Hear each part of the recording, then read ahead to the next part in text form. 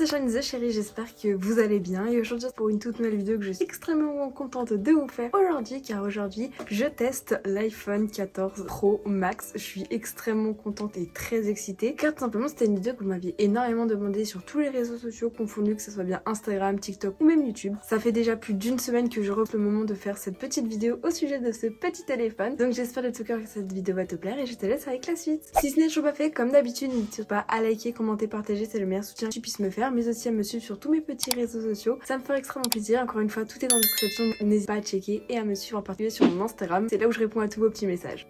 Donc aujourd'hui pour le bien de cette vidéo je me suis munie de mon téléphone, je suis allée dans les notes pour un peu noter ce que je devais dire ou ce que je devais pas dire dans la vidéo parce que franchement il y a plein de choses à vous dire. Bref, déjà pour que vous fassiez un peu connaissance avec ce petit téléphone, c'est un iPhone 14 Pro Max en couleur argent. Donc regardez la boîte comme elle est, ça c'est un truc que j'ai trouvé absolument aberrant, je n'avais pas du tout capté. Ça c'est la boîte du 14 Pro Max, ça c'est la boîte du 13 Pro Max. Aucune ressemblance, vraiment c'est pas du tout la même. Déjà c'est pas la même partie du téléphone, il y en a un c'est noir, l'autre c'est blanc, parce que il y a 2 ans c'était aussi la coque noire, enfin l'emballage était noir. Vraiment les deux packaging quand on les compare c'est pas du tout les mêmes. Par contre en termes de taille, en termes d'épaisseur c'est absolument pareil, mais vraiment le coup marketing n'est pas du tout identique. Dites-moi en commentaire vous préférez quelle couleur, en noir ou en blanc? Moi je trouve, tu vois, vu que c'est plus mon mood, c'est en blanc, je trouve ça trop joli, dans un intérieur très nude, sans déco, mais c'est incroyable. Bref, là n'est pas le sujet, donc le petit téléphone, je vais retirer sa petite coque. Oui, j'ai mis une coque qui coûte genre même pas 10 €. C'est une coque en plus, je m'en souviens quand je l'ai unboxé, c'était vraiment un truc éco-friendly et tout, c'était écrit dessus, donc c'est vraiment une coque transparente, très simple, il y a rien à dire, sans rien. C'est juste pour protéger le téléphone et parce que pour l'instant il n'y a pas trop de coques de téléphone d'iPhone 14 Pro Max qui sont sorties, donc je me suis dit autant quand même avoir une petite coque toute simple et franchement elle fait le taf. Donc voilà à quoi ressemble le petit téléphone, je pense que vous l'avez déjà vu même, il est super joli, il est blanc. Là je filme avec le 13 Pro Max qui est l'ancien que je revends. Honnêtement en termes de couleur, il y en a un qui est doré, l'autre qui est argenté, team argenté, je le trouve très joli. Ce qui en est en termes du prix, je l'ai payé 950 € au lieu des 1400 € parce que le téléphone 1419 € si je ne dis pas de bêtises. Il est en 128 Go donc c'est le minimum de Go qui peut exister pour cette catégorie de téléphone. Avant c'était 64 Go, après on est passé directement à 128 et honnêtement c'est trop cool parce que je me sens quand j'ai eu le 13 Pro Max, j'étais obligée d'acheter directement 128 Go mais il coûtait le même prix quand il était à 64 Go alors qu'il n'existe pas. Enfin je sais pas trop si vous avez compris. Donc honnêtement je suis très contente d'avoir un téléphone à 128 Go, genre c'est tellement pratique. Surtout que après je fais pas non plus trop de vidéos, mais quand je fais des vidéos directement je les supprime parce que c'est juste du montage et ensuite bah voilà ça part sur YouTube, c'est fini. Donc vraiment j'accumule pas les photos, je suis pas là à avoir milliards des photos. Je crois que sur ce téléphone honnêtement je suis à 1084 photos. Est-ce que c'est beaucoup 1084 photos sachant que c'est plein de vidéos de TikTok, donc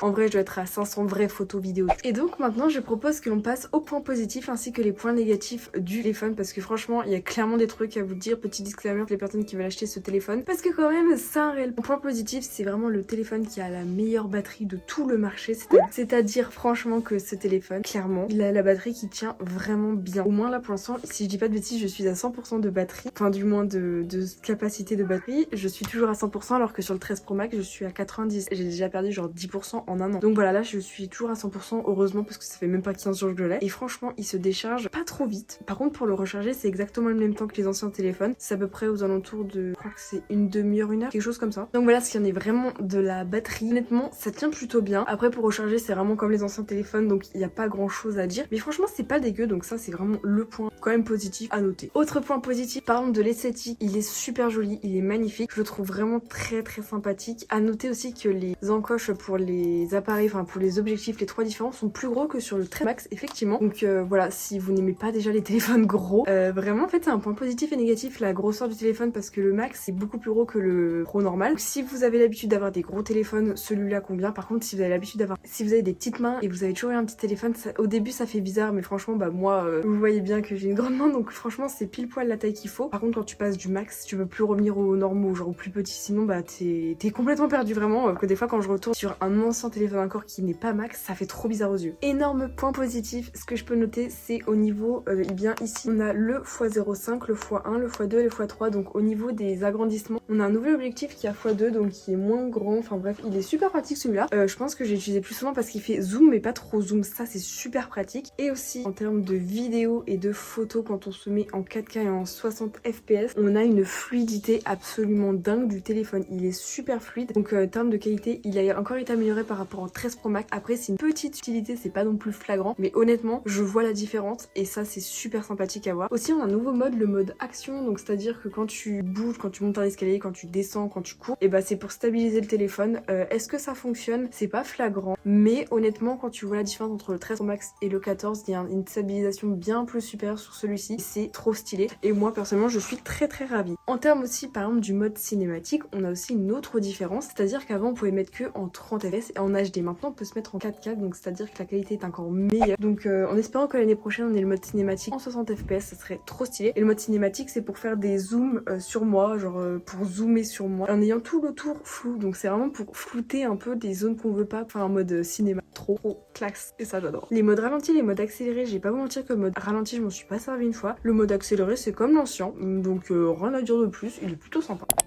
Point positif, ce qui en est par exemple de la solidité du téléphone, c'est-à-dire que le premier jour où je l'ai eu, je l'ai fait tomber. Donc je pense que vous voyez quand on a un lit, il est collé à un mur et des fois il y a un petit trou. Et genre comme ça, je regardais une vidéo YouTube, le téléphone était calé contre le mur, il était calé en bas par le lit. Ah bah il est tombé comme ça. Hein. Heureusement, pas Rhinoshield parce que j'ai pas de Rhinoshield, mais franchement même le 13 Pro Max, ils tiennent bien, ils ne se cassent pas, ils ne se fissurent pas, ils ne se rayent pas. J'ai toujours pris juste un verre trempé, je n'ai plus la marque. Un verre trempé de la marque Force Glass, il coûte 30 €, mais quand tu t'achètes, enfin quand tu vas sur le site et que tu t'inscris, et bah tu te remplaces une fois par an gratuitement le verre trempé. Donc ce qui fait que ça enfin c'est à peu près le même prix qu'un verre trempé basique hein, franchement. Mais franchement il est super pratique ce petit verre trempé. Il n'a jamais fissuré et ça c'est super cool. Il y a juste eu, de toute façon c'est un peu comme tous les téléphones avec les verres trempés, hein, des petites rayures au bout d'un moment. J'ai eu ça sur ancien téléphone mais c'est vraiment très subtil. Et juste au bout d'un an il commençait un peu à se décoller au niveau d'ici, mais j'ai envie de te dire c'est un verre trempé donc on s'en fout tant que c'est pas le vrai téléphone, rien à dire. Après je sais que par rapport aux iPhones j'ai jamais cassé ici sauf sur mon premier téléphone qui est un iPhone 4S et c'était même pas moi qui l'avais cassé. Et vraiment les iPhones, même encore celui-là, il est super solide là, genre vraiment le dos comme ça tellement solide, il ne se raye pas, il ne se fissure pas. Ça c'est le gros point positif. Ensuite autre grosse nouveauté en termes de téléphone, c'est tout simplement l'encoche du haut qui est donc le Dynamic Island. C'est ce petit truc noir ici, comme vous pouvez voir. Et bien tout simplement il est un peu changé par rapport aux anciens téléphones. Honnêtement est-ce que c'est beau? Moi ça va, ça me dérange pas, j'aime bien. Malheureusement on peut pas trop personnaliser pour l'instant, hormis par exemple si tu regardes,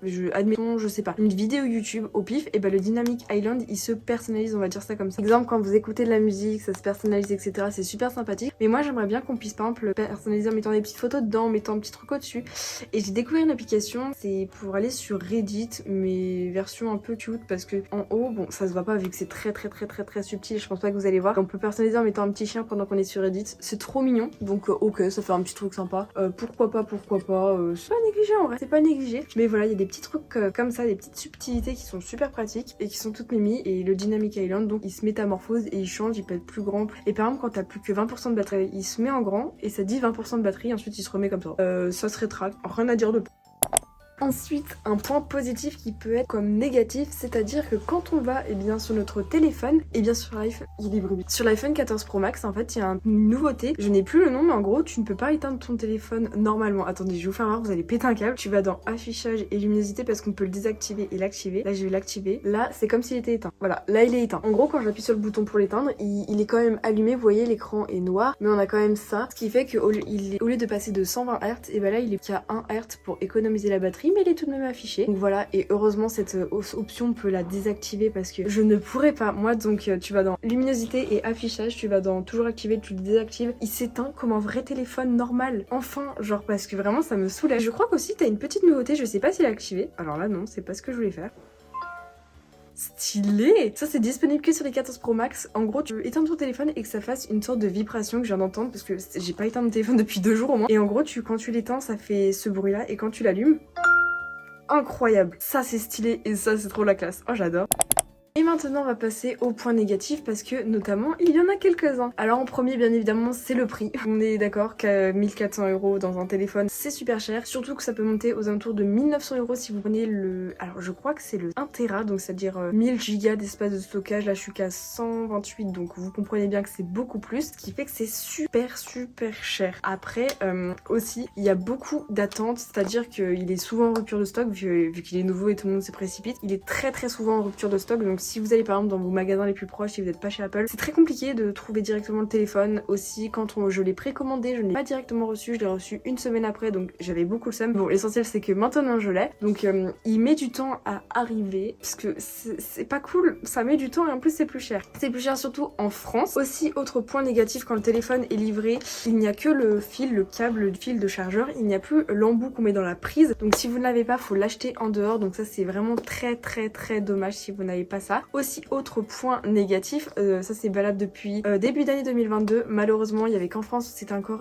exclusif et valable, maintenant ce n'est plus valable en France, ça c'est dommage. C'est-à-dire que dans les anciennes boîtes Apple, eh bien on avait le droit à des écouteurs filaires, donc avec les fils qu'on pouvait brancher directement. Alors avant on avait l'adaptateur et tout parce qu'il n'y avait plus le bourron, enfin bref, un bordel pas possible. Malheureusement il n'y a plus d'écouteurs qui sont fournis dans la boîte de téléphone, donc c'est super dommage. Il y avait exactement pareil pour le 13 Pro Max, ce qui est aussi dommage. Par exemple, je crois que pour les Samsung, si je dis pas de bêtises, quand t'achètes le dernier téléphone Samsung qui se plie, je crois qu'il y a les écouteurs non filaires qui sont déjà vendus avec, donc ça c'est super cool. Si vous voulez avoir des AirPods à côté, malheureusement vous devez les acheter en dehors. Surtout que maintenant je crois que Apple ils ont sorti les AirPods 2 Max, je sais pas quoi, et leur casque qui coûte 600 €, donc c'est super cher. Mais voilà quoi, c'est nickel. Aussi, autre inconvénient, le téléphone, vu qu'il coûte cher, logiquement ça serait mieux de prendre une assurance. C'est-à-dire que mes parents payent 16 € par mois pendant un an, qui fait cher, donc de garantie, c'est-à-dire par exemple si je casse mon téléphone, je le perds ou quoi que ce soit, ils en remettent un nouveau, donc ça c'est cool, parce que mieux vaut pas prendre de risques pour cette dernière année où je suis encore mineure, après je me débrouillerai toute seule. Donc voilà, là c'est juste mes parents qui payent l'assurance, sinon tout le téléphone, tout a été payé par moi-même comme une grande, donc je suis très fière. Autre point négatif, si vous passez du 13 Pro Max au 14 Pro Max, si c'est vraiment pas un achat de ouf pour vous, ça sert à rien, parce que franchement il n'y a pas grande différence entre les deux téléphones, je vais pas vous mentir. Au tout début quand j'ai eu l'ancien et le nouveau, je confondais, des fois je prenais l'ancien dans la main et je m'en rendais même pas compte pendant longtemps, mais honnêtement maintenant c'est bon, j'ai bien fait la distinction et la différence. Il faut juste bien capter comme quoi il n'y a pas grand chose qui change, mais si vous passez d'un 7 par exemple à un 14, jour et nuit, vraiment. Autre désavantage, mais ça c'est pour les gens autour sont jaloux. J'ai fait pas mal de TikTok humour par rapport à ce téléphone, il y a tellement eu de gens qui ont ragé alors qu'ils ont pas compris que c'était du second degré, genre je faisais genre ouhou j'ai un nouveau téléphone, alors qu'en vrai c'est pas un truc de fou, enfin vraiment je me définis pas par rapport à un téléphone, et vraiment il y a pas mal de personnes qui peuvent être jalouses, donc ça faut vraiment avoir un mental d'acier, parce que des fois il y a des gens ils sont pas cool sur les réseaux. Après on a l'habitude, des gens qui disent tu pollues, t'es ci, t'es là, c'est pas bien, on a l'habitude, donc vraiment c'est le regard des autres aussi par rapport à un téléphone, parce que y en a ils vivent que par rapport à un téléphone, j'ai l'impression, mais c'est pas grave. Sinon j'ai un énorme point positif, vraiment ça c'est le plus quand j'ai changé de téléphone, que je suis passée du coup du 13 Pro Max au 14 Pro Max. Pour le transfert de données, il y en a que ça mettait genre 2 jours et tout, ça m'a pris 20 minutes, le temps du repas, je reviens, tout était vraiment, c'est à dire que là j'ai mon téléphone en double. Sur le 13 Pro Max j'ai exactement le même fond d'écran, tout pareil, c'est drôle, et ça s'est vraiment transféré très rapidement, donc c'est... Bref, en tout cas j'espère de tout cœur que cette vidéo t'aura plu, merci beaucoup de l'avoir regardée. Si ce n'est pas fait comme d'habitude, n'hésite surtout pas à liker, commenter, partager, c'est le meilleur soutien que tu puisses me faire, mais aussi à me suivre sur tous mes petits réseaux sociaux qui s'affichent en description, n'hésite pas. Quant à moi, on se retrouve, et bien ça sera samedi à 10h30 pour une prochaine vidéo. Sur ce, j'ai hâte de monde, c'était Shine the Chérie, bisous bisous.